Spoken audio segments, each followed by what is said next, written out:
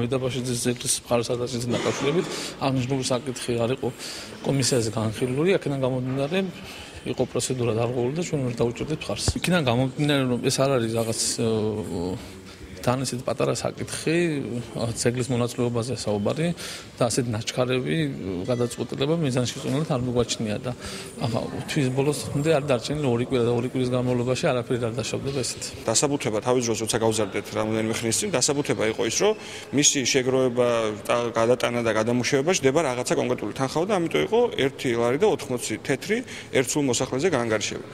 არც ბენზინის ფასი დაკლებულა, არც არაფერი არ გაიაფებულა. იმის შემდეგ დღეს მეუბნებია რომ ზუსტად იგივე გაანგარიშებით, თურმე ბოდიში ვიხდით, ფასი თავის დროზე მაღალი ყოფილა და ეხლა ცოტა უფრო დაბალი უნდა იყოსო და მე ვიხდი მართლა ძალიან დიდ ბოდიში და მოვითხოვ აუცილებლად ყველა კონკრეტული ადამიანის სამსახურებრივი პასუხისმგებლობის დაყენებას მინიმუმ.